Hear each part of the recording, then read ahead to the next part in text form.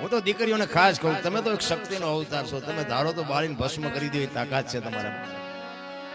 અને હું તો એમ કહું છું, ભગવાને આપ્યો વાપરો, ખાઓ પીવો, પણ ફેશનનું માપ રાખજો. હા, ફેશન બાબુ આખી દુનિયાને ખબર છે. આ તો હું વરાળું કાઢું છું, બાકી તમને ખબર નથી.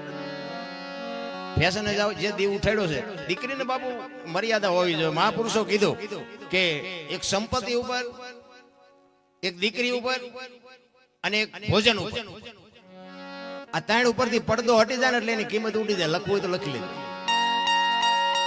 ભોજન હોય ને, રાંધેલું હોય ને બાપુ, ઉઘાડું પડ્યું હોય, તમને ખાવાનું મન ન થાય. તમારો હોનાનો હાર ફળિયા વચ્ચે પડ્યો હોય, તમને એમ થાય કે ખોટું હોય ને કામ હોય. એમ દીકરી બાપુ જેથી અધૂરા કપડા પહેરે ને દીદી, દુનિયા એની માથે હારી નજર ન કરે કે આ દીકરીમાં કઈ હોય નહીં. એટલા માટે કહું છું, ધરાવીને ધાન નો નીપજે, કુડવીને માડું નો હોય, જેહળ જકરા નીપજે, જેની જનેતા હોતલ હોય. હારી મા વગર બાપુ હારા દીકરા કોઈ જ ન થઈ શકે. જ્યાં ધર્મ ધ્રુજો અને પુરુષ ન પૂગી શક્યો, દેશની આબરૂ દીકરીઓ રાખી. તમે કહો તો હવાર સુધી દાખલા આપું તમને. જ્યાં પુરુષ થાકી ગયો, સગાસેનો દાખલો લ્યો, જલારામ નો લ્યો. હરિશ્ચંદ્ર રાજા અયોધ્યાનો મહારાજા કાશીની બજારમાં રીંગણા વેચે, બૈરું વેચી નાખ્યું. ભલામણ તમારે મારે બૈરાનો વેચવાનો વારો ક્યાં આવ્યો? તો એ રોતા રોવાજ માંથી ઊંચા નથી આવતા. અમારી પાસે કઈ નથી, કઈ મરો કઈ ન હોય તો શું જોવે છે ભલામણ? વાહન મકાન રૂપિયા લોટા હવામાં ઉડે, હિલોળા કરે એવું છે.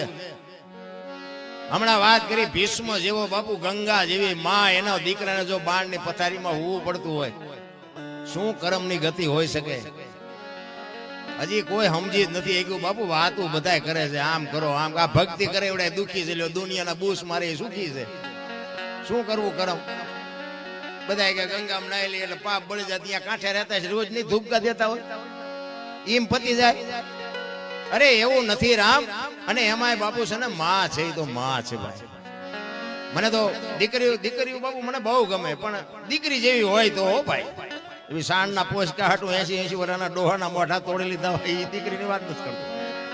હા, દીકરી તો દીકરી છે ભલા. મને મમતાનો મહાસાગર કહેવાય ભાઈ. માં છે ને, પારકા પોતાના કરી શકે એ બાપુ દીકરી. ધોમ ધોમ સાહેબ એમાં ઉસરી હોય દીકરી. અને પછી એનો બાપ જેથી લગ્ન કરે ને, હરફ કાંચડી ઉતારીને વિયો જાય, એમ દીકરી વહી જાય કે હવે આ ઘર મારું નથી. દીકરી કહીએ કે તમારી મારી તાકાત નથી. સમર્પણની મૂર્તિ કહેવાય. એટલે પુરુષોત્તમ બાપુ વાણીમાં એક વાત કરે છે કે મારી માં તો મારી માં છે ભાઈ. અને વાત એ હાજી છે ને, મારી માં નો હોત તો હું નો હોત, ને તમારી માં નો હોત તો તમે નો હોત. આ દુનિયામાં દુનિયા બતાવવા વાળી જ બાપુ જનેતા છે. એક દેહ માંથી બીજો દેહ બનાવી અને આ દુનિયામાં બાપુ તમારું મારું આ સર્જન થતું હોય તો કેવડી વાત કહેવાય. એક જનેતા પોતાના દેહમાં એક લોહીનું દૂધ કરી અને તમને મને પાય અને તમારો મારો ઉછેર કરે ને, ઈ માં જો રોટલા વગરની આટા મારતી હોય તો જિંદગીમાં દાણા જોરાવો એટલે જોરાવજો. જો મટે તો મને કહેજો, કોઈ દી નો પતે. હું તો જ્યાં જાઉં ને મારી એક જ ભલામણ હોય કે ભાઈ મા બાપ ને સાચો. બસ બીજી હું ક્યાંય ભલામણ. ભાઈ કુટુંબમાં એકતા રાખો, વ્યસનથી થોડાક આગાર્યો, મા બાપની સેવા કરો બાપુ. જિંદગીમાં કોઈ દી મોડો દી જ ન હોય. અને મા ને બાપ ને પગે લાગીને જાઓ ને, આખી દુનિયામાં જાઓ બાપુ, ક્યાંય પગે ન લાગવું પડે, આપણી ગેરંટી. મા ને બાપ જ નથી ગમતા. લ્યો તમને ન ખબર પડે, તમને ન ખબર એમ જ કરે. એટલે નહોતી ખબર એટલે 100 વીઘા રાખી હતી, હું 10 વીઘાના ઉલાળિયા મળ્યો કરવા. અરે મારા બાપ દેહના કોથળા કરી નાખ્યા, કોથળા. મારા દીકરા મારા દીકરા મારા દીકરા. ઈ દીકરા આગળ જો એક રોટલાની આશા મા બાપને ન હોય તો જિંદગીમાં કોઈ દી ગાડું ન હાલે ભલા. 40 લાખની ગાડીઓ લઈને નીકળે, વાયલી સીટમાં જોવો કૂતરો બેઠો. હવે આમાં મા ને બાપા ને બેહાર્યા હોય તો અરે અમને સારું જોડું નથી જડ્યો, અમારો દીકરો કેવી ગાડીમાં ફેરવે, જિંદગીમાં કાંટો ન વાગે. રામ કરવાની જરૂર તો હા છે. હું તો એમ કહું કે માં જો જીવતી હોય ને બાપુ, હાજનું ટાણું હોય ને માં બેઠી હોય ને, એના ખોળામાં કોક દીક માથું નાખીને પૂછજો કે માં મારો જન્મ થયો તેથી તને વેદના કેવી હતી. કોક દીક પૂછજો તો તમને ખબર પડે કે માં શું છે. માની હજી મને તમને ખબર જ નથી ભલા. પછી મર્યા પછી બાપુ ફોટાને અગરબત્તીઓ ઘરે કઈ નહીં વળે, રોટલા દેખાડે. પછી ફોટાને રોટલા દેખાડે, એમ ધરાવીને ખાવી. આવું ખવડાવ્યું હતું 2 વર્ષ જીવે એવું હતું. ભૂંડી હાલે તે માર્યા ને પછી રોટલા દેખાડવાના. અરે કોઈ મતલબ જ નથી નારાયણ. ભણતર હોય ભણતરની જરૂર છે 100%, પણ ભેગું ગણતર નથી. આપણા ગળટા હાવ અંગોઠા જાપતા. કોઈ ન કીધું મા બાપને મૂક્યા છે.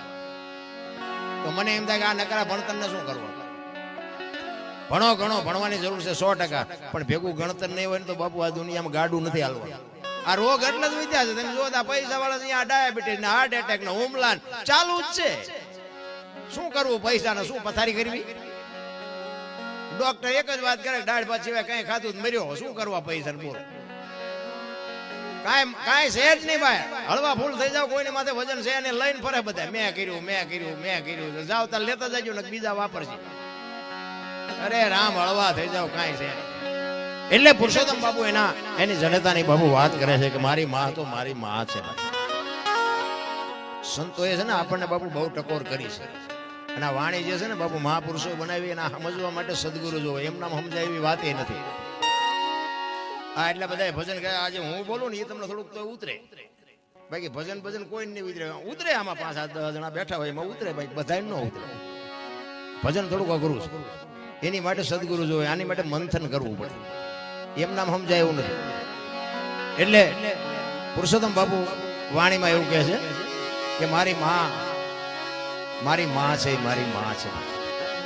એટલે કહે છે એ જીજને દાની તોલે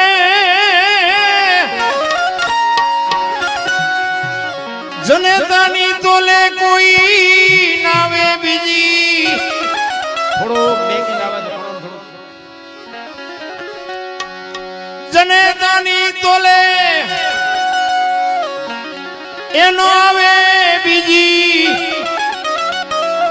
લુખા લાડ લડાવે જગતમાં, જન્મ દેનારી રે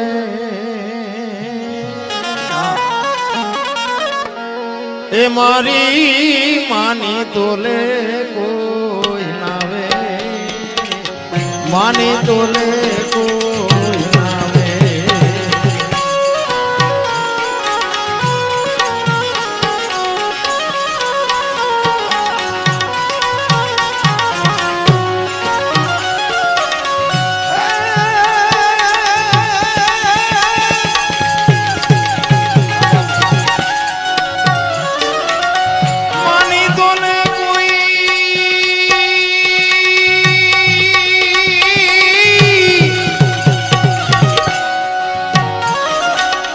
માની તોલે રે કોઈ નાવે બીજી. લુખા લાડ લડાવે જગતમાં, જન્મ દેનારી રે મારી માની તોલે કોઈ નાવે, માની તોલે કોઈ નાવે.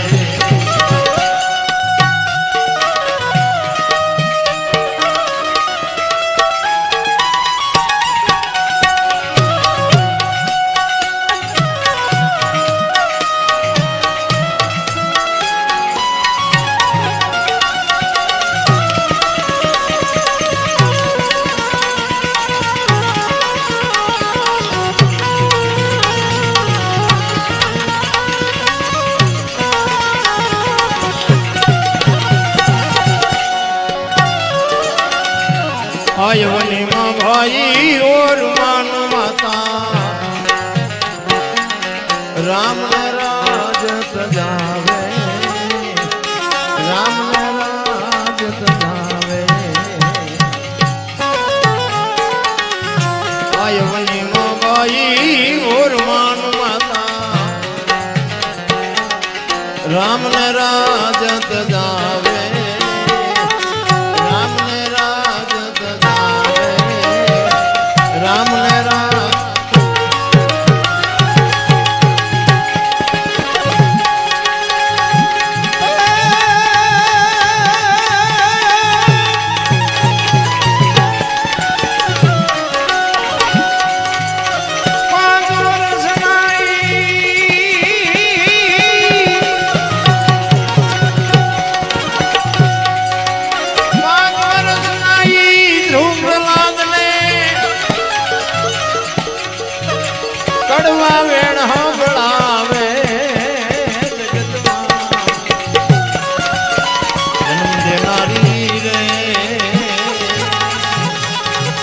મારી માની તોલે કોઈ નાવે માની તોલે કોઈ નાવે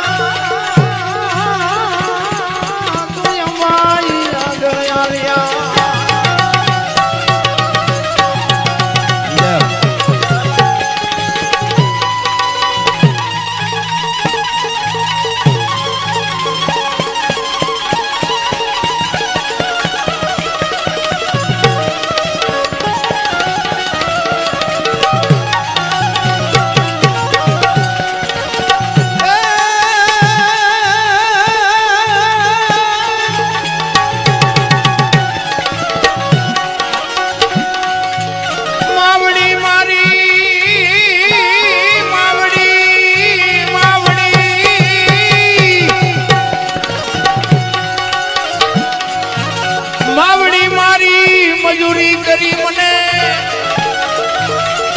ફળે બીને ખવરાવે જગતમાં જન્મ દેનારી રે મારી માને તોલે કોઈ નાવે માને તોલે કોઈ નાવે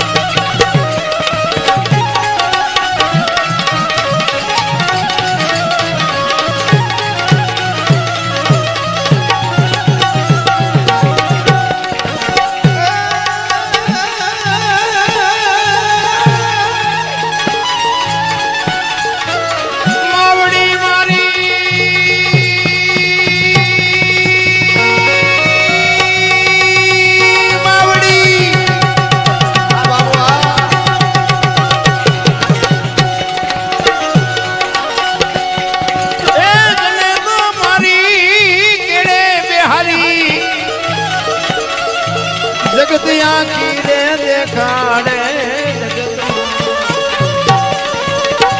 જન્મ દેનારી રે મારી માની તોલે કોઈ નાવે માની તોલે કોઈ નાવે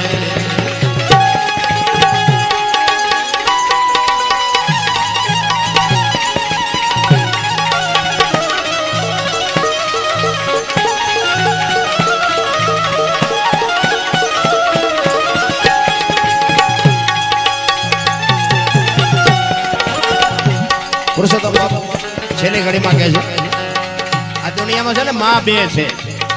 એક આ દુનિયામાં આવવા માટે બાપુ જનેતાની જરૂર પડે અને આ ખોડિયામાંથી જીવ જાય તેથી આ ધરતી એક જ હાંકરે કોઈ નો કે ગાને બેજી રહેવા દે. એક ધરતી માં અને એક આપણી જન્મ આપવા વાળી માં. એટલે પુરુષોત્તમ કહે છે એક માતા જન્મ દેનારી એ બીજી ધરતી કહાવે બીજી ધરતી કહાવે.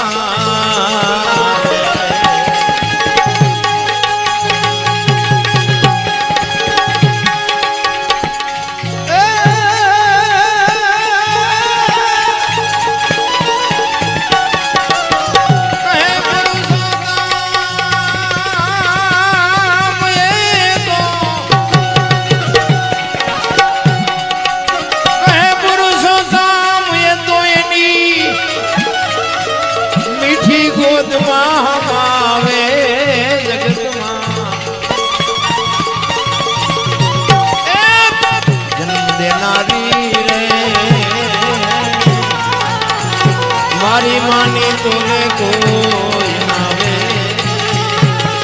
માની તોલે કોઈ નાવે.